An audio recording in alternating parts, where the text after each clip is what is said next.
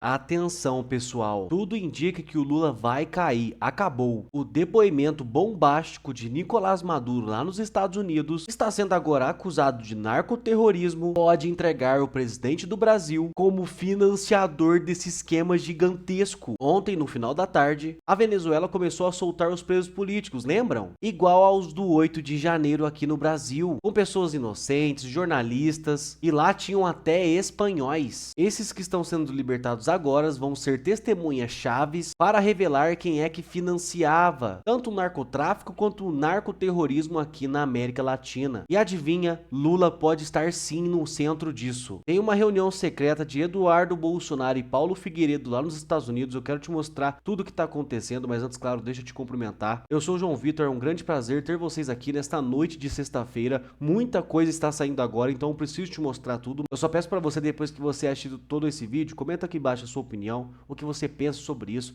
e também comente aqui de qual cidade você está nos assistindo, tá bom? E também compartilhe esse vídeo aqui para mais pessoas. É importante que o povo entenda o que está vindo para o Brasil. E também se inscreva nesse canal para você receber notícias importantes, notícias quentes do dia a dia. E agora, prestem muita atenção aqui nesse vídeo que eu vou colocar para vocês e me ajudem a compartilhar. É muito importante. Olha aí. Porque está tudo pronto para que o Lula seja capturado e eu vou te explicar.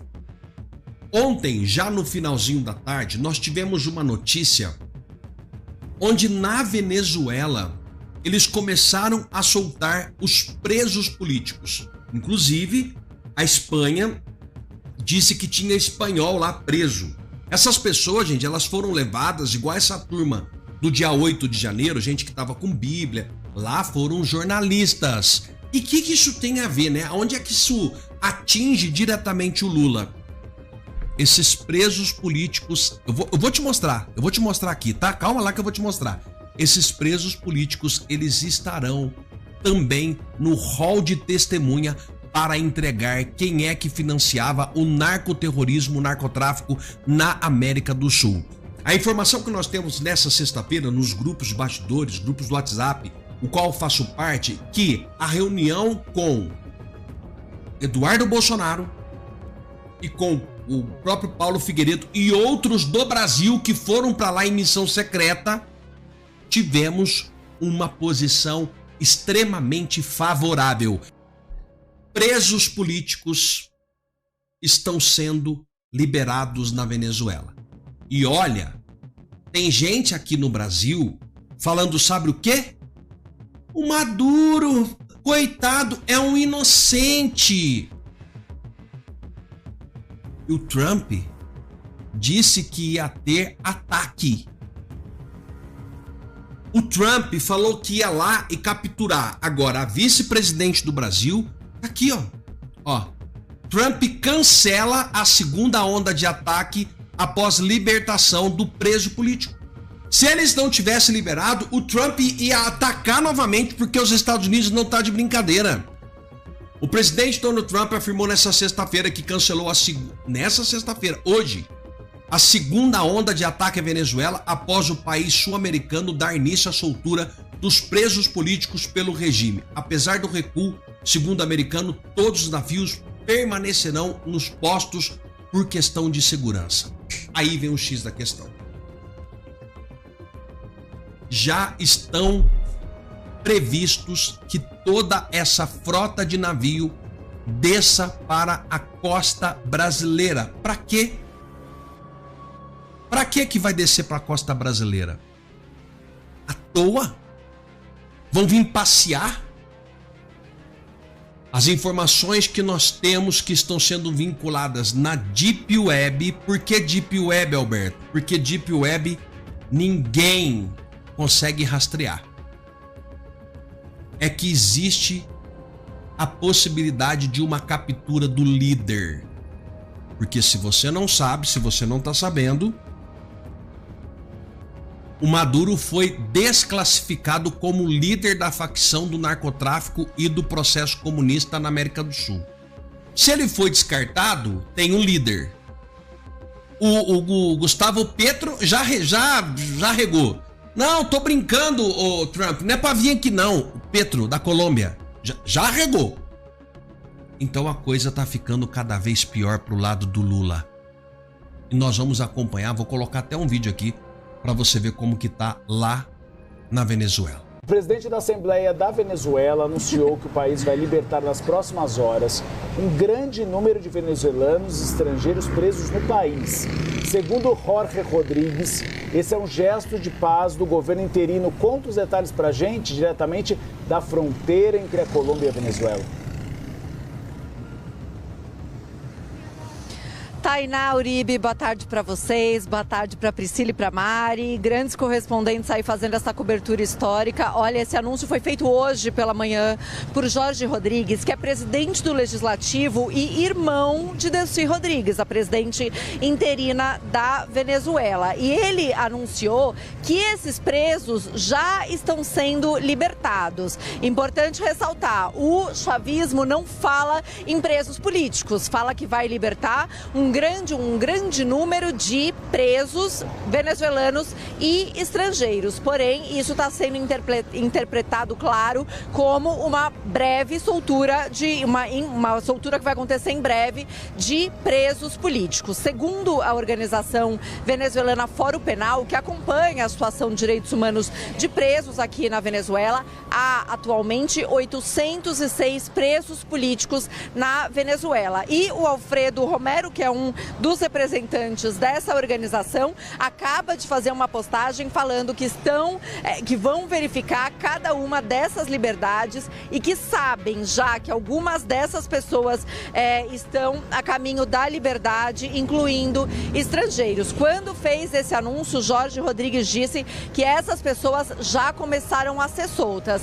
Mas o que a gente sabe desse tipo de solturas que acontece quando se trata de presos considerados políticos? Que essas pessoas são libertadas, mas com um regime condicional de apresentação a cada tantos meses no tribunal, em geral com proibição de conversar com a imprensa, de fazer postagens em redes sociais, inclusive de se comunicar com outras pessoas que foram presas também. Então é uma liberdade com uma série de restrições impostas pelo regime. Agora, isso gera muita expectativa, porque tanto a oposição como diversas organizações, o que vem dizendo nesses últimos dias é que não há a possibilidade de uma transição democrática com a existência de presos políticos e que essa precisa ser uma prioridade. Inclusive, ontem a gente mostrava que ao longo da programação da CNN uma entrevista que fizemos com um ex-preso político que afirma que foi preso depois dos protestos pós-eleitorais de 28 de julho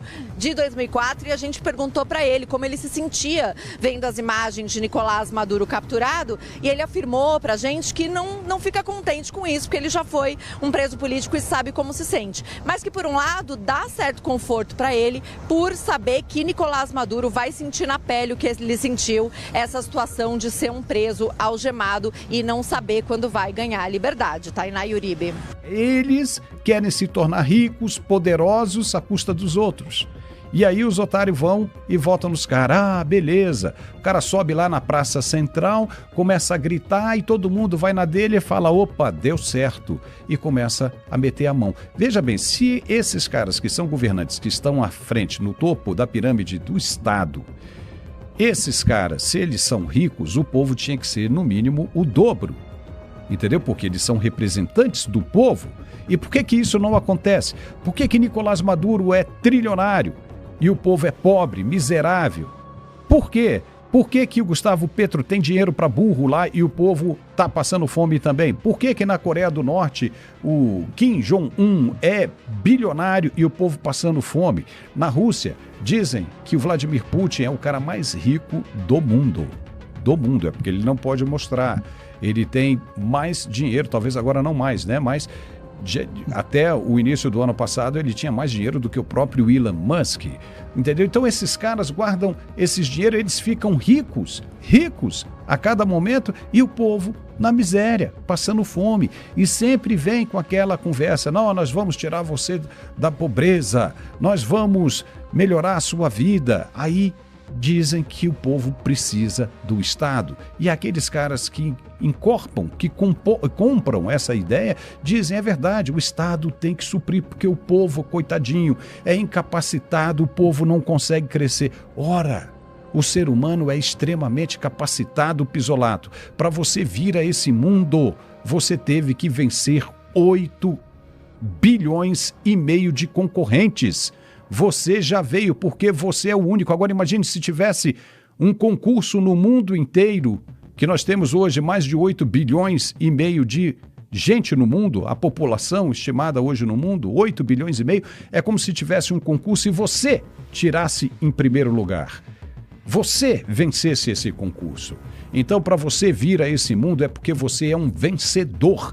Você está dotado de gene vencedor. Você pode fazer aquilo que você quiser nesta vida. Você não precisa de Estado. Você é forte, você pode evoluir, você pode crescer.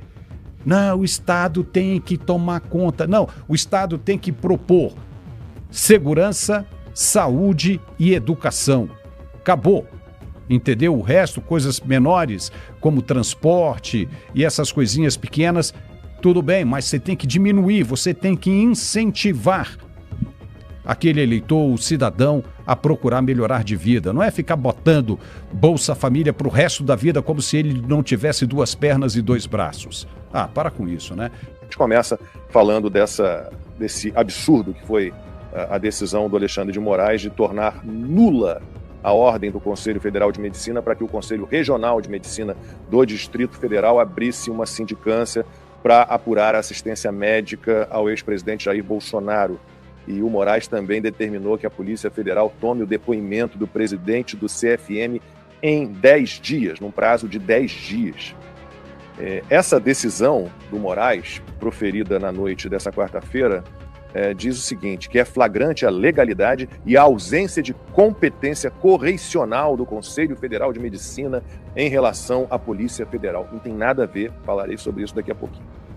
Ele também destacou que há claro desvio de finalidade na determinação, bem como total ignorância dos fatos. O presidente do Conselho Federal de Medicina, José Irã da Silva Galo, vai ser então ouvido pela Polícia Federal nesse prazo de 10 dias, e o Moraes também determinou que o DF-Star, onde esteve ontem o Jair Bolsonaro para a realização de exames, encaminhe em até 24 horas todos os laudos, todos os resultados dos exames médicos pelos quais passou o presidente Bolsonaro. E aí vamos lá, para a posição dos médicos e dos advogados que estão por aí fazendo protestos, os sérios, né? Eles dizem que essa decisão do Alexandre de Moraes é absolutamente ilegal, essa decisão de barrar o pedido do CFM para que seja realizada uma sindicância e também essa convocação para um depoimento na Polícia Federal do presidente do Conselho Federal de Medicina. Bom, a autonomia e a liberdade médicas, elas não podem ser questionadas. Foram na época da Covid e grande parte da imprensa trabalhou para que isso fosse permitido, um absurdo completo. Então, o que o Moraes está fazendo agora é exatamente isso, está invalidando a autonomia médica e botando ali sob seu domínio, né? Bom, todo mundo está sob seu domínio pelo jeito, mas também o Conselho Federal de Medicina, né? Não há uma instituição, um organismo, não há nada nem ninguém que o Alexandre de Moraes respeite. É algo impressionante. Os advogados reclamam que ele agiu de ofício, né? Ninguém pediu, né, uma ação contra o Conselho Federal de Medicina. Essa historinha dessa, como é que ele falou, que não tem nada a ver com ação correicional contra a Polícia Federal, né, a iniciativa do CFM. Não, isso é uma apuração de conduta médica, né? Os peritos médicos da Polícia Federal, eles, por serem médicos com CRM ativo, eles estão submetidos ao Conselho Federal de Medicina. Então, a sindicância pedida pelo CFM é um ato administrativo interno previsto em lei e é obrigação do Conselho Federal de Medicina, né, abrir essa sindicância quando o Conselho recebe denúncias. E foram várias denúncias apresentadas sobre a situação do presidente Jair Bolsonaro na Superintendência da Polícia Federal em Brasília. Falamos muito sobre isso ontem aqui. A lei número 3.268 de 1957 atribui ao Conselho Federal de Medicina e aos conselhos regionais a regulação e a fiscalização do exercício profissional da medicina em todo o território nacional, né? Então, vamos lá, vou ler aqui para não ficar nenhuma dúvida. Essa competência alcança todos os médicos regularmente inscritos, independentemente do vínculo funcional, do local de atuação ou da autoridade sob a qual prestem serviço. Então, não há na legislação exceção para médicos servidores públicos, médicos militares, médicos da Polícia Federal ou médicos que atuem por determinação judicial. Então, além de atuar, mais uma vez, como acusador, mais uma vez atuando de ofício, o Moraes tenta enquadrar a atuação do CFM em crime genérico. Por quê? Na decisão, ele pede a apuração de possíveis crimes. Então, não há objeto determinado, não há objeto específico. Então, Max, parece que o Moraes quer que a Polícia Federal, como o Eduardo Talhaferro apresentou em relação à Revista Oeste, o Moraes quer que a Polícia Federal use a criatividade contra o CFM e encontre algum crime. Cara, quem vai parar o ditador? Você que mora na Bahia, vocês são governados pela esquerda há 20 anos. O que melhorou na sua vida? Olha como é que está a sua segurança pública. Você consegue sair na rua? Você está vendo a sua cidade ser dominada por narcoterroristas? Você está conseguindo emprego? Você precisa do Bolsa Família de R$600 para ter o que comer e você acha isso bom? Então você vai ter dois caminhos. Você costuma ver muita gente da Bahia falando o seguinte: eu devo tudo que eu tenho ao Lula. Aí você vai ver o que a pessoa tem. Porra, a pessoa mora numa palafita, o filho dela brinca numa vala a céu aberto na porta de casa, ela não consegue arrumar emprego. Quando arruma emprego, ela não tem uma creche para deixar o seu filho e a sua filha para poder trabalhar em paz. No meio do caminho, ela pode tomar pistolada na cabeça porque querem roubar o celular e a bolsa dela e o governo não faz nada. Mas assim, ou vocês são sadomasoquistas, quem está votando na esquerda, no governo que está aí, ou você vota no outro governo que é a oposição, que é o caminho que nós vamos querer levar não só para a Bahia, mas para todo o Brasil, de ordem e de prosperidade, que é o que eu vou perseguir todos os dias, Léo. Eu não estou fazendo isso por um projeto pessoal. Eu não coloco o meu nome porque quer manter o Bolsonaro em evidência. Não é nada disso. Eu tenho uma reeleição para o Senado muito bem. Mais uma bomba no colo do Lula e o Lulinha pode ser preso a qualquer momento. Mas antes de contar essa novidade aqui, eu só quero que deixe a curtida nesse vídeo agora e um comentário com a bandeirinha do Brasil quem quer o Lulinha na cadeia. Careca do INSS mandou entregar encomenda em apartamento alugado por Lulinha. Olha só, mas essa novidade que a Polícia Federal descobriu. Em conversas que estão à disposição da Polícia Federal, eles encontraram uma que diz o seguinte: o careca do INSS mandando entregar uma encomenda no apartamento aonde mora o Lulinha. Na mensagem, o careca do INSS diz para entregar um medicamento. Era uma caixa de medicamento. O careca do INSS é médico, farmacêutico, enfermeiro? Não, né? A gente sabe muito bem o que ele mandou entregar no apartamento do Lulinha. Inclusive, a Polícia Federal já tem citações de mesada para o Lulinha, 300 mil por mês, segundo uma testemunha falou que o Lulinha recebia, citações do Lulinha em várias ocasiões que ligam a essa fraude do INSS e ao careca do INSS, e viagens, a melhor amiga do Lulinha viajando com o careca do INSS e o nome do Lulinha sempre ali, sabe? Sempre ali no meio da conversa. A situação é tão descarada que representação da Polícia Federal que foi enviada ao STF cita Lulinha como possível sócio oculto do careca do INSS. O Lulinha era sócio. O ministro responsável por esse caso no STF é o André Mendonça. Inclusive, ele deixou de tirar férias, o recesso forense, para continuar trabalhando para que essas ações não caíssem no colo do Alexandre de Moraes, que assume interinamente a presidência do STF. Mendonça, se não for pedir demais, vambora. Tá tudo aí. Tá tudo nas suas mãos. O que você está esperando? Já imaginaram se essas denúncias envolvem algum filho do Bolsonaro e o Flávio Dino fosse o ministro responsável? O que estaria acontecendo? Então, André Mendonça, nós estamos aqui ansiosos, aguardando por sua decisão. Se você também está com essa ansiedade, já compartilha esse vídeo e não esquece de me seguir. Bom, pessoal, boa noite. 11 horas e 8 minutos, 8 de janeiro de 2026. Eu não queria deixar passar essa data sem, pelo menos, me manifestar ainda que brevemente, uma vez que essa data tem sido utilizada muito mais pelo PT, pelo Lula, e de uma forma cada vez mais esvaziada e constrangedora, para manter a sua base eleitoral mobilizada. Ele não conseguiu atrair ninguém hoje lá para Brasília, muito menos representantes dos demais poderes, o que foi muito positivo também.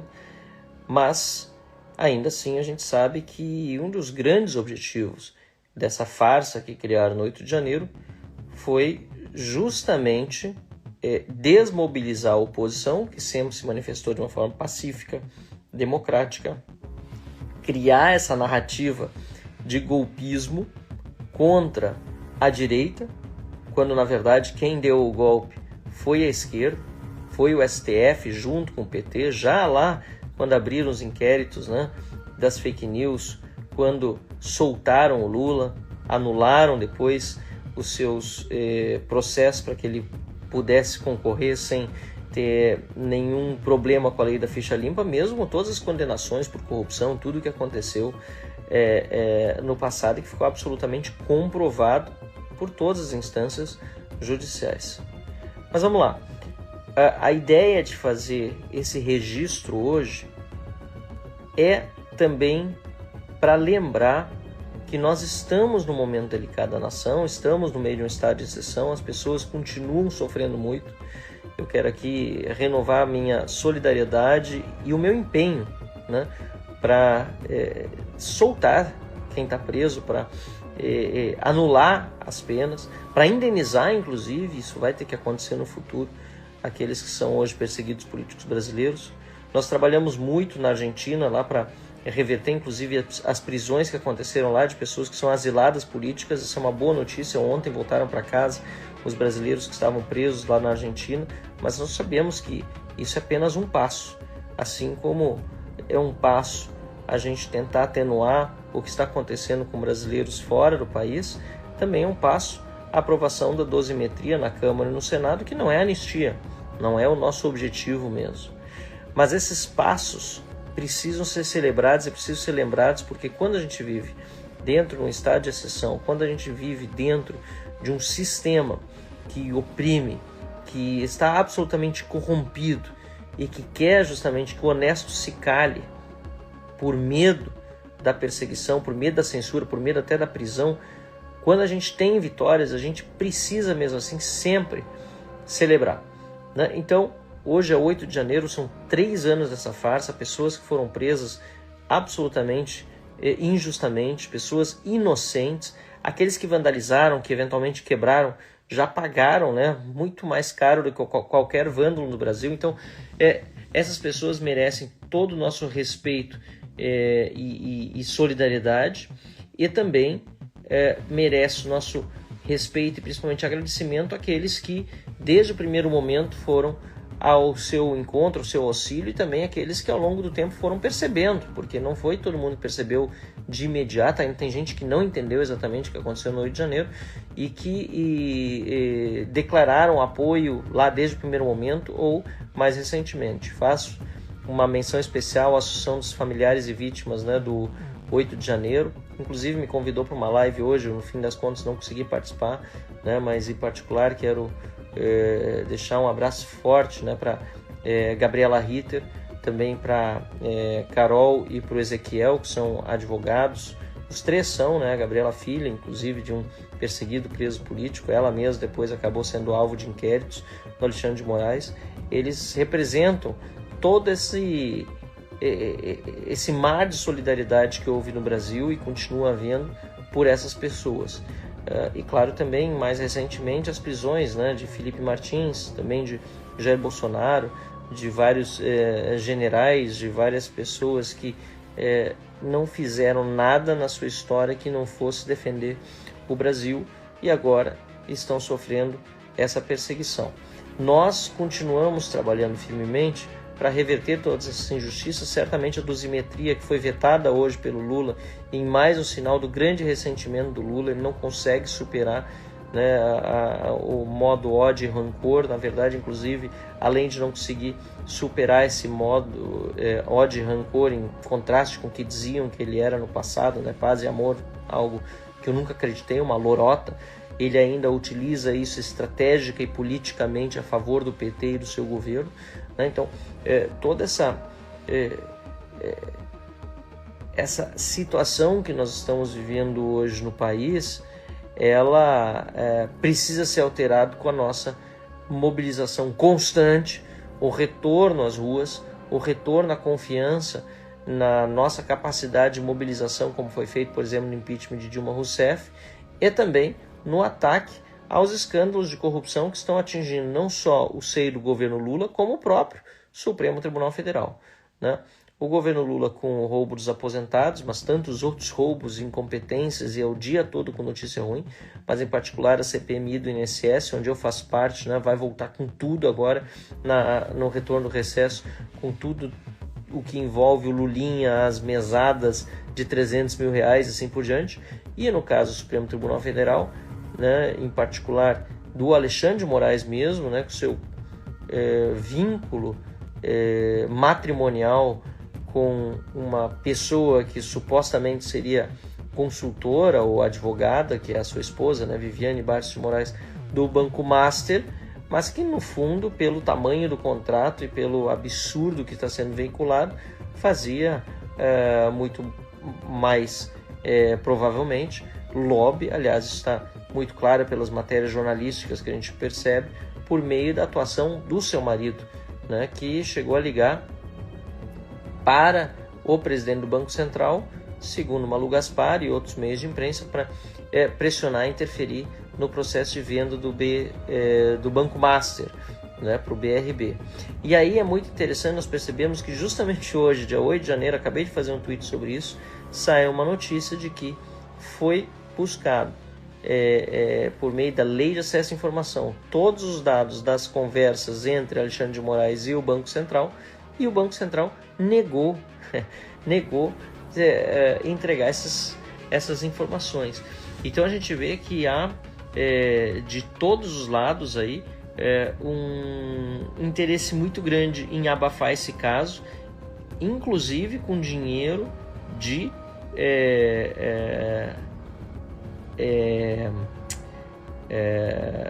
agências de marketing, né, que foram contratadas pelo Daniel Vorcaro, pelo Banco Master, para contratar influencers, né? Aí tem uma grande polêmica aí envolvendo uma série de nomes que teriam eventualmente recebido ou teriam assinado contratos de confidencialidade para defender o Banco Master. E nós vimos, né, até eu faço uma menção especial aqui ao deputado gaúcho, Rony, né, de Erechim, que fez uma denúncia muito forte na mídia toda, e também o nosso deputado estadual do Partido Novo, Léo Siqueira, lá de São Paulo, né? Os dois são exemplos, dentre outros, né, que certamente não vieram a público, mas que ou que não tiveram a repercussão que esses dois tiveram, que recusaram ofertas, né, até mesmo milionárias, para fazer esse trabalho de divulgação favorável ao Banco Master, né, e tentando inclusive minar a confiança de outras instituições, como o exemplo do próprio Banco Central, que fez essa liquidação do Banco Master. Agora, nós precisamos também ficar atentos a tudo que está envolvido nesse grande escândalo, inclusive abrangendo, né, as figuras mais altas da República dentro do Tribunal de Contas, dentro do governo Lula. Enfim, há muito que precisa aparecer ainda, e a CPMI do Banco Master, proposta pelo deputado Carlos Jordi, já tem as assinaturas tanto de deputados como de senadores, para que seja instalada na volta do recesso e possa começar a atuar. Então, pessoal, eu quero aqui, nesse momento, né, mais uma vez dizer que nós continuamos com essa batalha constante a favor de todos os perseguidos do 8 de janeiro. Não há mal que dure para sempre. Aliás, a estratégia, essa malfadada, sempre na história, de utilizar uma comoção nacional que só foi possível no 8 de janeiro em virtude da ação e da omissão do próprio governo Lula.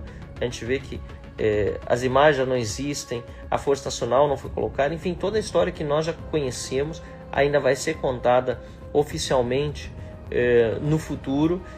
Essa malfadada estratégia que serve no curto prazo cai por terra em algum momento.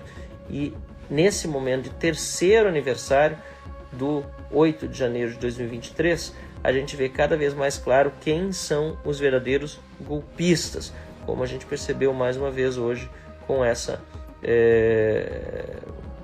blindagem que estão tentando fazer ao Banco Master, e nós vamos precisar continuar expondo isso, principalmente para que a população perceba o que está acontecendo. E agora a gente vê o que está acontecendo, por exemplo, no Irã. E eu gosto de dizer para todo mundo que acha, o Brasil não tem jeito, não tem mais volta, a força do povo, ela é a maior força que existe. Soberano de verdade, uma democracia é o povo.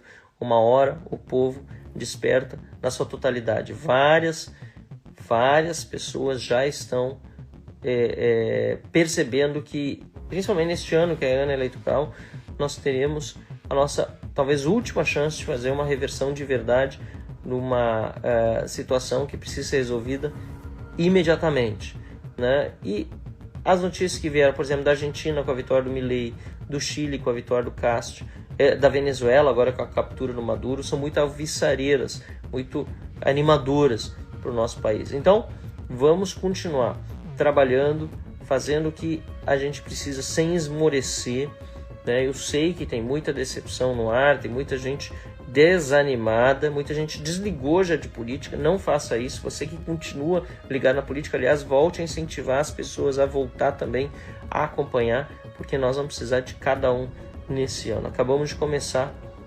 esse novo ano, nós precisamos reverter essa situação lamentável, e é graças ao apoio de cada um que nós vamos conseguir fazer isso, né? Vimos que o próprio CFM, Conselho Federal de Medicina, agora está sendo perseguido pelo Alexandre de Moraes por ter feito o correto, denunciado que os médicos do Bolsonaro não foram respeitados pelo Judiciário, pelo Supremo Tribunal Federal, mais especificamente pelo Alexandre de Moraes e pela Polícia Federal, né, com o seu diagnóstico. O Jair Bolsonaro, que é uma pessoa que já tem seus 70 anos, né, eu mesmo, na última vez que estive com ele, poucos dias antes de ser preso, percebi o quanto ele estava debilitado, soluçando o tempo todo, não tem condição de continuar sofrendo essa verdadeira tortura que ele sofre, que outros tantos estão sofrendo também. Felipe Martins, que foi preso sem ter viajado, tendo sido alegado que ele viajou, sem ter participado de uma reunião, porque vários disseram que ele não participou, sem ter a minuta nos autos, e agora também sem ter acessado de fato a rede LinkedIn. O próprio LinkedIn comprovou isso, e já é um absurdo a gente imaginar que um acesso a uma rede social pode levar à cadeia. Enfim, todos esses absurdos, esses abusos catalogados, cada vez mais claros, cada vez mais expostos para a sociedade brasileira, somados aos escândalos de corrupção, tanto do Banco Master, que envolve profundamente o Poder Judiciário, como o do roubo dos aposentados do INSS, certamente nos levarão em conjunto a uma vitória, mas ela depende de cada um de nós, ok?